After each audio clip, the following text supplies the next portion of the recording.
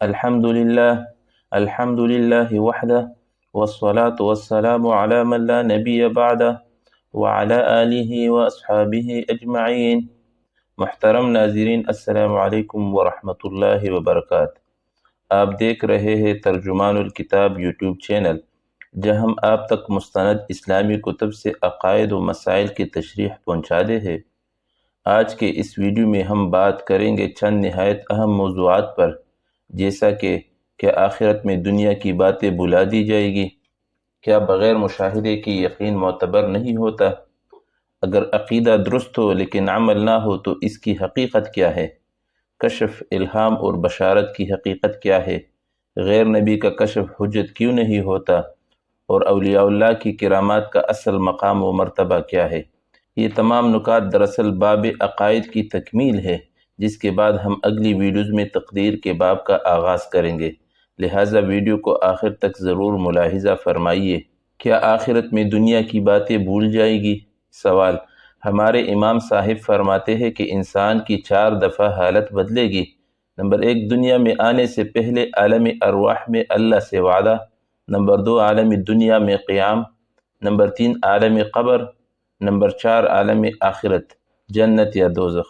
مولوی صاحب، ہم کو عالم ارواح میں اپنی روح کی موجودگی کا علم اب ہوا ہے، اور جو روحوں نے اللہ سے بندگی کا وعدہ کیا اس میں ہماری روح بھی شامل تھی، لیکن ہم کو تو پتہ نہ چلا۔ ہمیں تو اس دنیا میں بتایا گیا کہ تم نے اللہ سے وعدہ کیا تھا، تو جس طرح عالم ارواح کا ہمیں احساس نہیں ہوا، تو کہیں ایسا تو نہیں ہے کہ جزا و سزا قبر و آخرت کا ہمیں اسی طرح پتہ نہ چلے جس طرح عالم ارواح میں ہمیں کچھ پتہ نہ چلا؟ جواب: عالم ارواح کی بات تو آپ کو بھول گئی، لیکن دنیا کی زندگی میں جو کچھ کیا وہ نہیں بھولے گا۔ کیا بغیر مشاہدے کے یقین معتبر نہیں؟ سوال: وَكَذَلِكَ نُرِي إِبْرَاهِيمَ مَلَكُوتَ السَّمَاوَاتِ وَالْأَرْضِ وَلِيَكُونَ مِنَ الْمُوقِنِينَ۔ اس سے معلوم ہوا کہ بغیر مشاہدے کے یقین معتبر نہیں۔ حضرت ابراہیم علیہ السلام اولو العزم پیغمبروں میں سے ہے، ان پر صحیفے بھی نازل ہوئے، صحف ابراہیم و موسیٰ، اور بہت سے عجائبات قدرت انہوں نے دیکھے۔ ہر وقت ان کا اللہ تعالیٰ سے قلبی رابطہ تھا۔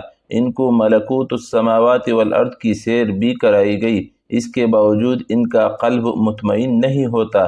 کیف تحیی الموتى کا سوال کرتے ہیں، تو پھر ایک عام سالک جو اللہ کے راستے پر چل رہا ہے اور اپنی لذات کی قربانی دے کر اپنی جان کھپا رہا ہے، اور عالم قدس سے بشکل صوت و صورت اس پر کوئی فیضان نہیں ہو رہا، پھر بھی اس کی اطاعت میں کوئی کمی نہیں آتی، ایسی صورت میں وہ زیادہ اس بات کا حقدار ہے کہ اس کو ملکوت سے کچھ مشاہدہ کرا دیا جائے تاکہ اس کی حوصلہ افزائی ہو اور استقامت نصیب ہو۔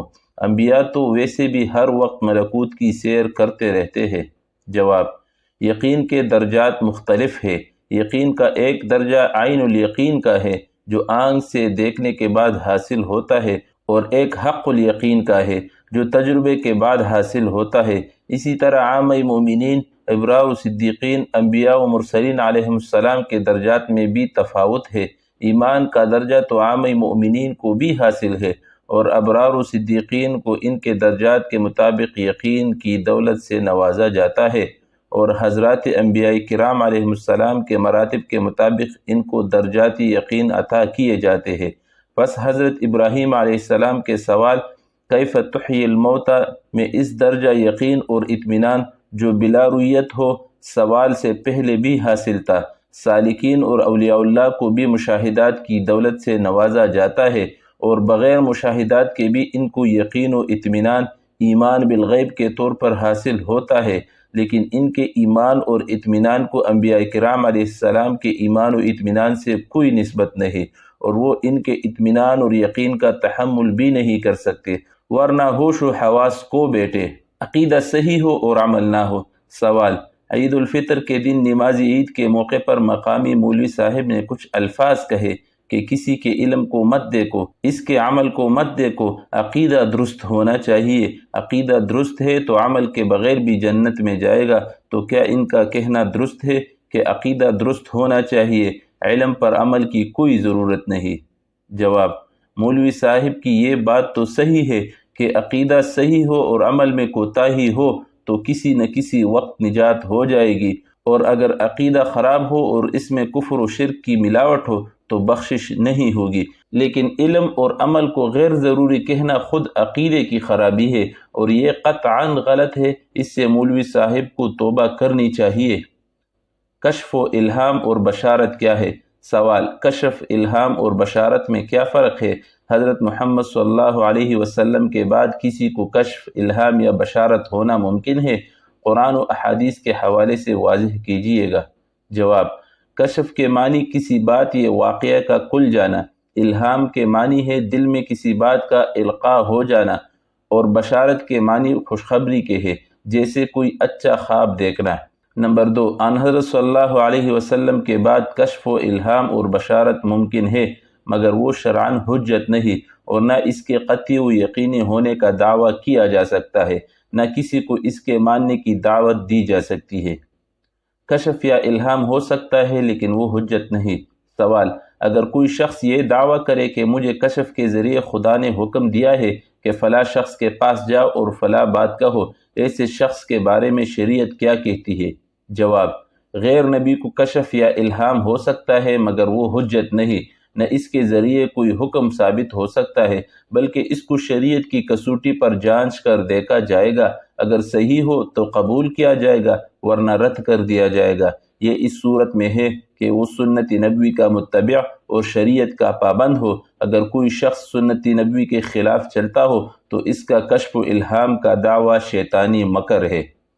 کشف کی حقیقت، غیر نبی کا کشف شرعی حجت نہیں۔ سوال: کشف کسے کہتے ہیں؟ اگر ایک شخص کشف بتائے اور کرامات دکھائے تو کیا ہم اس پر یقین کر لیں؟ اور یہ جو جادو کرتے ہیں یہ لوگ کس طرح یہ حرام کرتے ہیں؟ وضاحت فرمائیے۔ اس کے علاوہ غیب کی خبریں بھی بتاتے ہیں اور اکثر صحیح بھی ہو جاتی ہے۔ اولیاء اللہ کو تو خدا کی طرف سے ہی ان باتوں کا الہام ہوتا ہے، کیا انہیں بھی نعوذ باللہ خدا بتاتا ہے؟ وضاحت کر دیجیے۔ لوگ اولیاء کے مزاروں پر جا کر ان سے مدد طلب کرتے ہیں، یہ فعل کیسا ہے؟ پوچھا جائے تو کہتے ہیں کہ وہ زندہ ہے اس لیے حاجت طلب کرتے ہیں، اور اس کے علاوہ کہتے ہیں کہ حدیثوں سے ثابت ہے کہ اولیاء اللہ قبروں میں زندہ ہے اور ہماری حاجت سنتے ہیں اور پوری کرتے ہیں، اور کئی بار ان کے کام پورے بھی ہو جاتے ہیں، جس کی وجہ سے ان کا عقیدہ مضبوط ہو جاتا ہے۔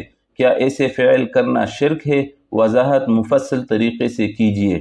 جواب: بعض اوقات آدمی پر کسی چیز کی حقیقت کھول دی جاتی ہے اور پردے اٹھا دیے جاتے ہیں، اس کو کشف کہتے ہیں۔ انبیاء کرام علیہ السلام کا کشف و الہام تو یقینی ہے، دوسروں کا یقینی نہیں، اس لیے غیر نبی کا کشف و الہام شرعی حجت نہیں۔ اپنے کشف و کرامت کی ڈینگیں مارنا دکاندار قسم کے لوگوں کا کام ہے، ایسے لوگوں کی باتوں پر یقین نہیں کرنا چاہیے۔ جادو کس طرح کرتے ہیں یہ تو مجھے معلوم نہیں، مگر یہ حرام ہے۔ کسی کا غیب کی خبریں بتانا اور اس پر یقین کرنا گناہ ہے۔ ان کو شیاطین بتاتے ہیں، ان میں سے اٹکل پچھو ہوتے ہیں، بعض اوقات پوری بھی ہو جاتی ہے۔ جس طرح اولیاء اللہ کو رحمان کی طرف سے الہام ہوتا ہے، اسی طرح ان لوگوں کو شیطان کی طرف سے الہام ہوتا ہے۔ اولیاء اللہ کو مدد کے لیے پکارنا شرک ہے۔ اگر وہ قبروں میں زندہ ہے تو ان کی زندگی ہمارے جہان کی نہیں۔ کرامات اولیاء برحق ہے۔ سوال: اسی طرح ایک اور قصہ بیان کرتے ہیں کہ ایک بزرگ تھے، وہ فرماتے ہیں کہ جب میرے والد کا انتقال ہوا، ان کو نہلانے کے لیے تختہ پر رکھا تو وہ ہنسنے لگے، نہلانے والے چھوڑ کر چل دیے، کسی کی ہمت ان کو نہلانے کی نہ پڑتی تھی۔ ایک اور بزرگ ان کے رفیق آئے، انہوں نے غسل دیا۔ کیا یہ واقعہ صحیح ہے یا غلط؟ جو بزرگ اپنے مریدوں کو ایسی باتیں بتاتا ہے، اس کے بارے میں آپ کا خیال کیا ہے؟ برائے مہربانی مجھے رہنمائی کرے، کہیں ایسا نہ ہو کہ ان لوگوں کے ہاتھ چڑھ کر ہم اپنا ایمان خراب کر لیں، کیونکہ ہمارے دیوبند عقیدے میں تو یہ چیزیں آج تک نہیں سنی، اس لیے یہ مجھے نئی معلوم ہوتی ہے۔ کہلاتے تو یہ لوگ بھی اہل سنت والجماعت ہے، لیکن عقیدے بہت زیادہ ہمارے عقیدے کے خلاف ہے۔ جواب: بطور کرامت یہ واقعہ بھی صحیح ہو سکتا ہے۔ دیوبندی اہل سنت ہے، اور اہل سنت کا عقیدہ تمام عقائد کی کتابوں میں لکھا ہے کہ اولیاء کی کرامات برحق ہے۔ اس لیے ایسے واقعات کا انکار اہل سنت اور دیوبندی مسلک کے خلاف ہے، اور ان واقعات میں عقیدہ کی خرابی کی کوئی بات نہیں، ورنہ اہل سنت کرامات اولیاء کے برحق ہونے کے قائل نہ ہوتے۔ ناظرین کرام، آج کی اس نشست میں ہم نے جانا کہ دین اسلام میں عقائد کی بنیاد صرف وحی اور قرآن و سنت پر ہے۔ کشف و الہام ذاتی تجربات ہو سکتے ہیں، لیکن وہ کسی کے لیے دلیل یا حجت نہیں، جبکہ اولیاء اللہ کی کرامات حق ہے، مگر وہ بھی شریعت کے تابع ہے۔ اس کے ساتھ کتاب آپ کے مسائل اور ان کا حل کا پہلا باب یعنی مسلمانوں کے بنیادی عقائد مکمل ہوا۔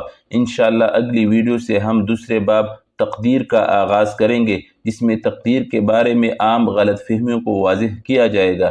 اگر آپ کو یہ ویڈیو پسند آئی ہو تو اسے لائک اور شیئر ضرور کریں، اور ہمارے چینل ترجمان الکتاب کو سبسکرائب کر کے بیل آئیکن دبا دیں تاکہ آنے والی ویڈیوز پر وقت آپ تک پہنچ سکے۔